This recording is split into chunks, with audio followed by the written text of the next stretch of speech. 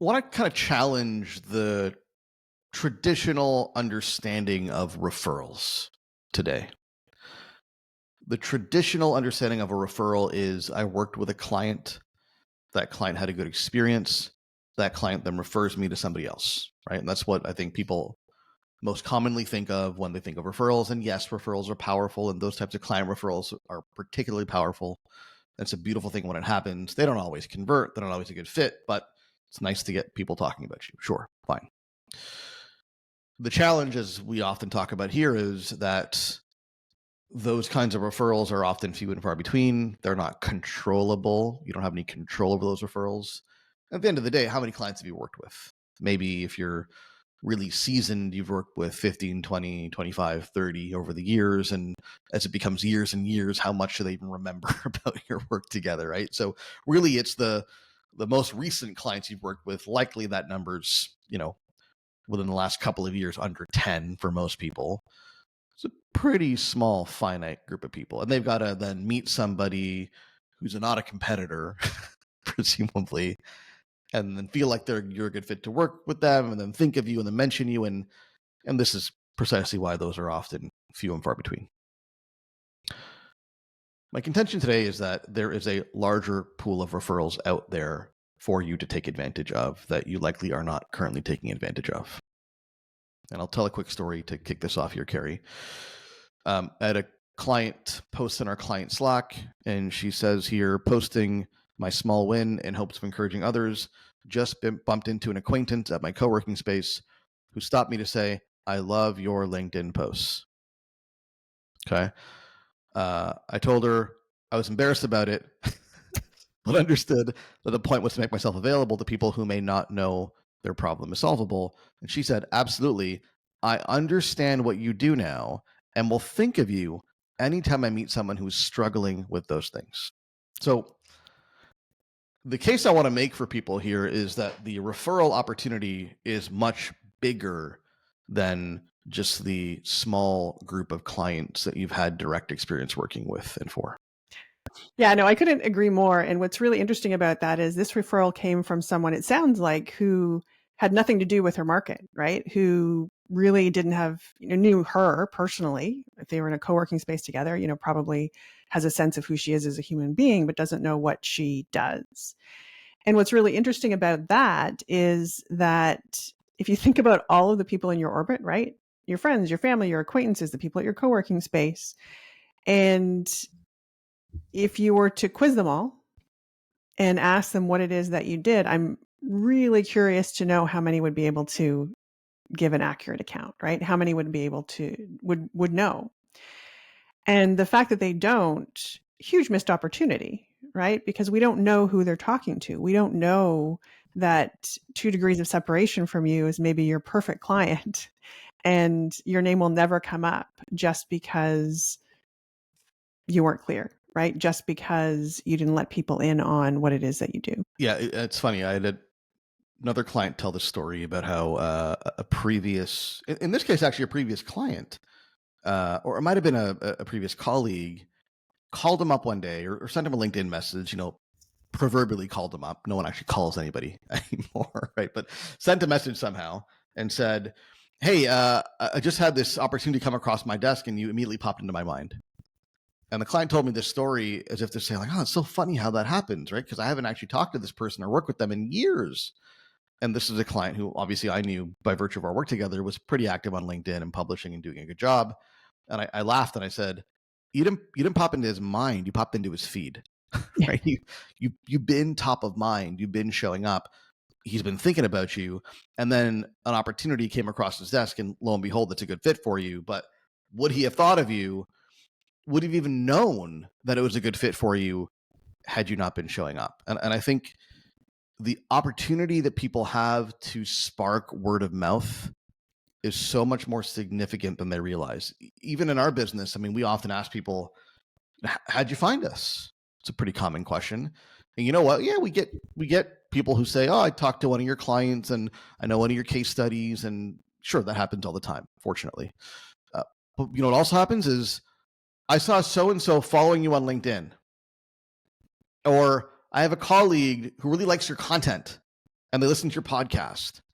And when I was talking to them about my business, what I'm trying to do, they said, "Oh, you should check them out. They seem interesting." And I think it's worth noting, like, yeah, obviously a client's going to say, well, they helped me with this problem and it was really amazing. And they're going to give a much more obviously thorough endorsement.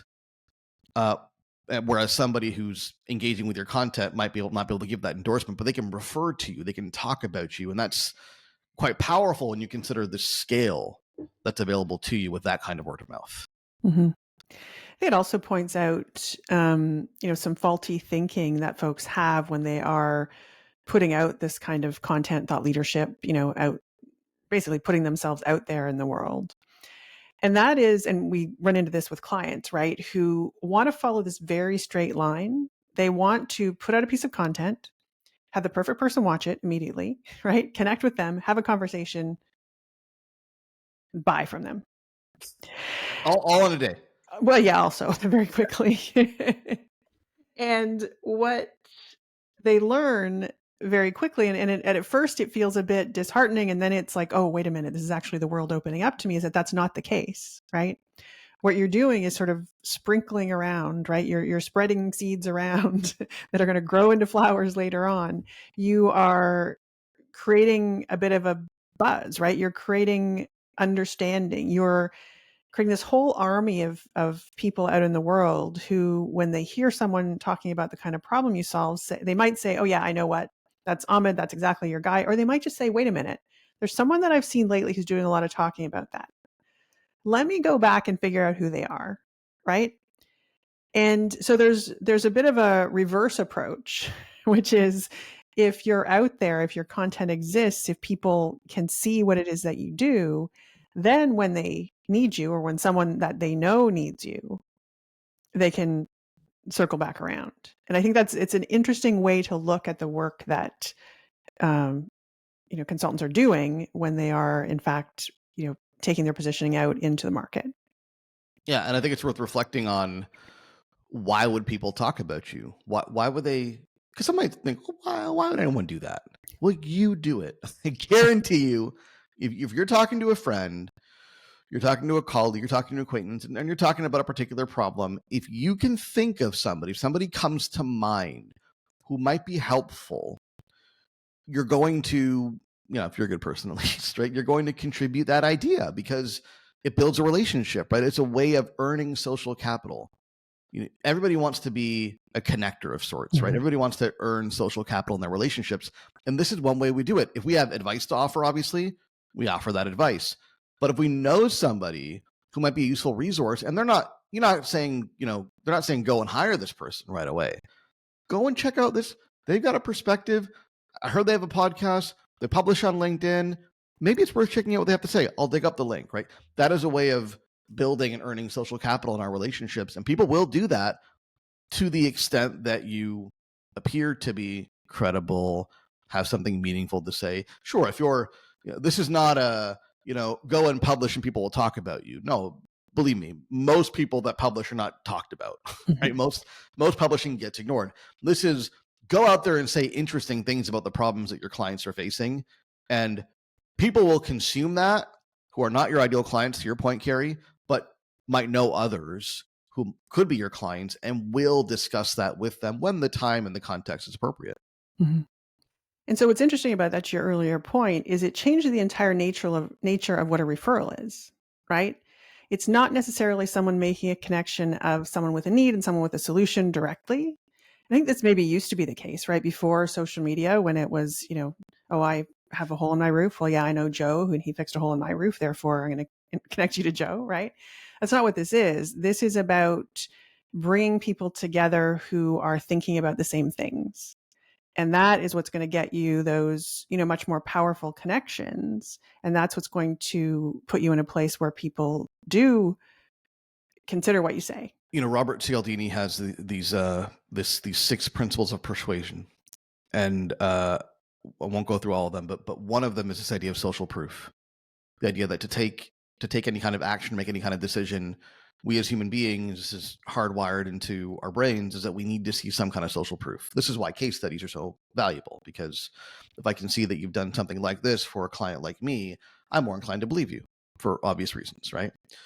And certainly the traditional referral is a very strong form of social proof.